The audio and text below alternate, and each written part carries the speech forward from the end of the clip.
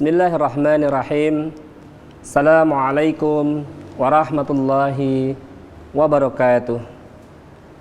Alhamdulillah, salatu wassalamu ala rasulillah wa ala alihi wa sahbihi wa man walah. Rabbis rahli sadri wa yassirli amri wahlul 'uqdatan min lisani yafqahu qawlah. Amma ba'd. Pemirsa MTA TV yang semoga Allah merahmati kita semuanya, alhamdulillah, puji syukur senantiasa kita panjatkan kehadirat Allah Subhanahu wa taala atas limpahan nikmatnya yang alhamdulillah senantiasa dilimpahkan untuk kita semuanya. Nikmat iman, nikmat Islam, nikmat sehat, dan yang tak kalah penting adalah nikmat hidup. Pemirsa MTA TV yang semoga Allah merahmati kita semuanya, tak jarang kita lupa akan anugerah nikmat hidup yang sungguh luar biasa Allah anugerahkan pada kita. Kita lebih sering, lebih banyak berkeluh kesah, menganggap hidup kita ini paling susah, serba susah, setiap hari hanya yang tidak enak saja yang kita rasakan.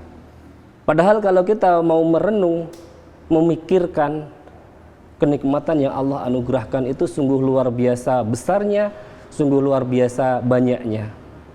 Sedikit kita mengingat sewaktu Allah menguji kita. Beberapa tahun yang lalu Allah menurunkan sebuah penyakit yang bernama COVID-19. Allah menghilangkan indera perasa kita, indera penciuman kita. Kalau kita sebelumnya makan itu bisa merasakan lezatnya makanan.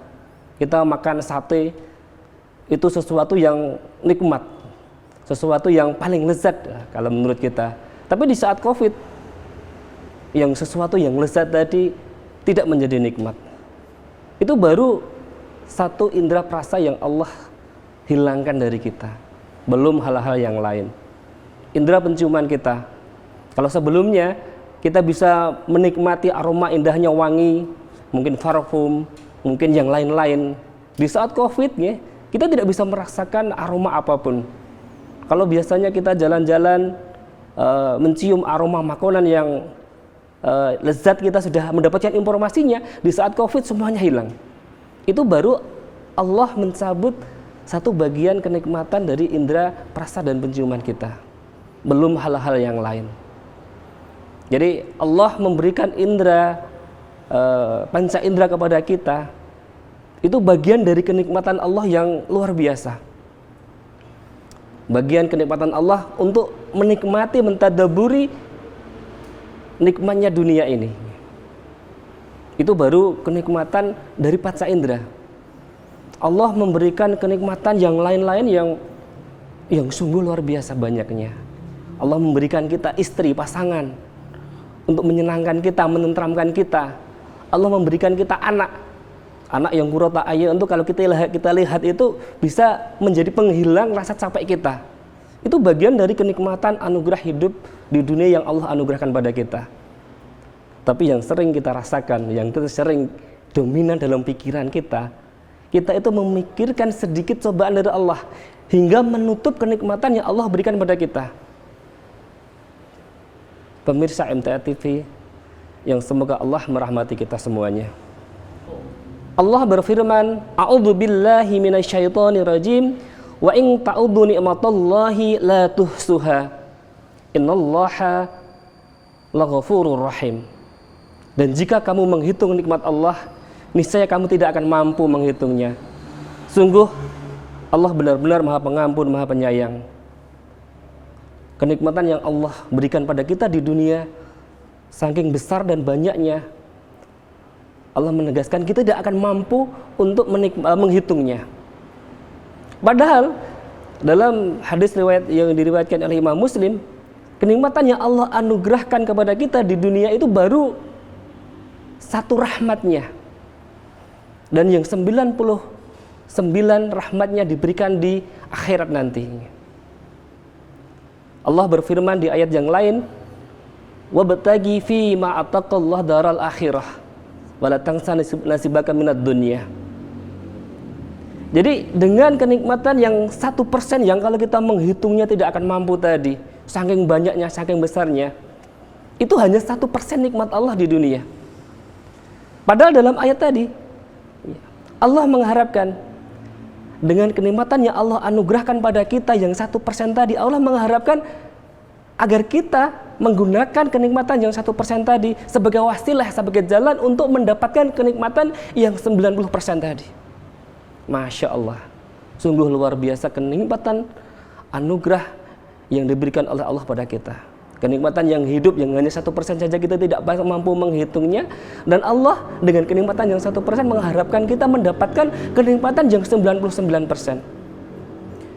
Pemirsa MTA TV yang semoga Allah merahmati kita, Allah berfirman dalam surat Al-Fajr ayat 21 sampai 24-nya, bahwa manusia kelak akan menyesali hidupnya, ingin dikembalikan ke dunia lagi. Jadi orang yang taat akan menyesal, orang yang maksiat akan menyesal, semuanya akan menyesal. Kenapa kok bisa menyesal? Allah berfirman, kalla idza dukatil ardu dzakkan dzakka wajaa rabbuka wal malaku saffan saffa waji'a yawma idzin bi jahannam yawma idzi yatadakkarul insanu wa anna lahu dzikra yaqulu ya laitani qadzamtu li hayati. Kalla, sekali-kali tidak. Idza dukatil ardu dzakkan dzakka, apabila bumi diguncangkan berturut-turut, berbenturan. Wajah rabbuka wal malaku saffan saffa, dan Tuhanmu datang dan malaikat berbaris-baris. Waji'a yauma idzin bi jahannam yauma idzi yatadakkarul insanu wa anna lahu dzikra. Pada hari itu diperlihatkan neraka jahanam. Pada hari itu sadarlah manusia, tetapi tidak berguna lagi baginya kesadaran itu. Yaqul, dia berkata, ya laitani qadzamtu li hayati. Alangkah baiknya sekiranya dahulu aku mengerjakan kebajikan untuk hidupku. Quran surat Al-Fajr ayat 21 sampai 24. Pemirsa MTA TV yang semoga Allah merahmati kita, Ibnu Katsir menjelaskan bahwa kelak bumi dan gunung akan dibenturkan dan diratakan. Kemudian manusia akan dibangkitkan dari kuburnya. Kemudian pada hari itu, pada saat itu neraka jahanam akan didatangkan dengan 70.000 tali kekang dan 70.000 malaikat yang menarik dari setiap tali kekangnya, sebagaimana yang disebutkan dalam hadis riwayat Muslim. Kemudian manusia akan dibuat ingat oleh Allah Ta'ala dengan amalannya yang selama di dunia dahulu. Jadi saat itulah semua manusia akan menyesal dan ingin dikembalikan ke dunia. Jadi para pendosa akan menyesali maksiat yang telah mereka lakukan. Dan orang yang taat akan menyesal karena kurangnya ketaatan selama di dunia. Tafsir Ibnu Katsir.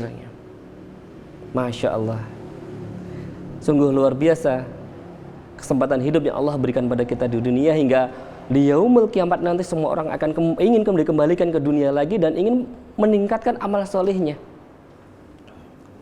Pemirsa MTA TV yang semoga Allah merahmati kita semuanya, jika seorang muslim yang berbuat maksiat maupun berbuat ketaatan saja menyesal, tentu orang-orang kafir akan lebih menyesal lagi.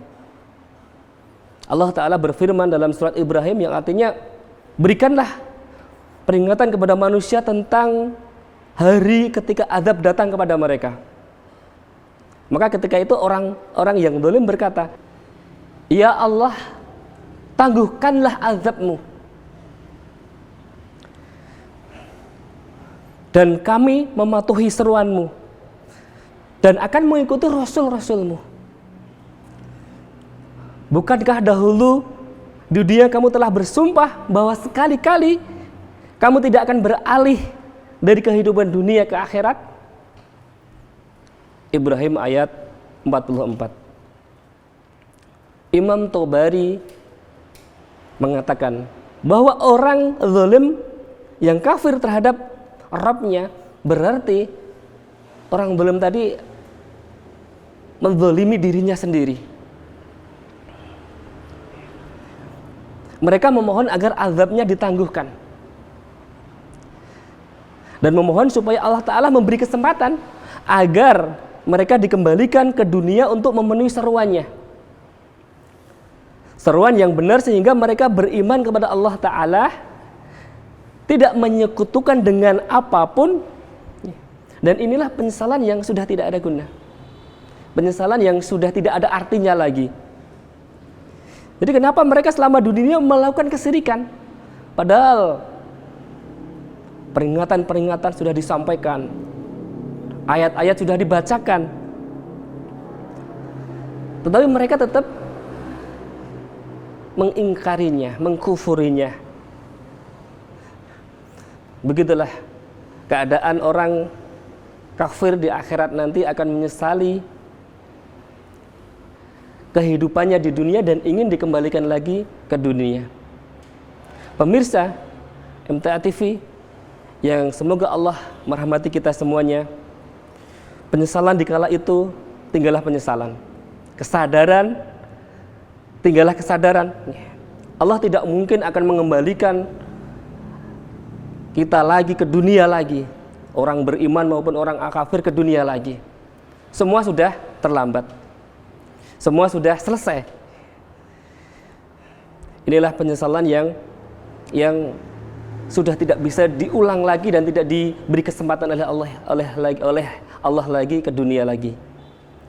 Pemirsa MTA TV yang semoga Allah merahmati kita semuanya, Rasulullah Shallallahu Alaihi Wasallam bersabda, manfaatkanlah 5 kesempatan sebelum datangnya 5 kesempitan. Masa mudamu sebelum datang masa tuamu. Masa sehatmu sebelum datang masa sakitmu. Masa kayamu sebelum datang masa fakirmu. Hidupmu, masa luangmu sebelum datang masa sempitmu. Hidupmu sebelum datang masa matimu.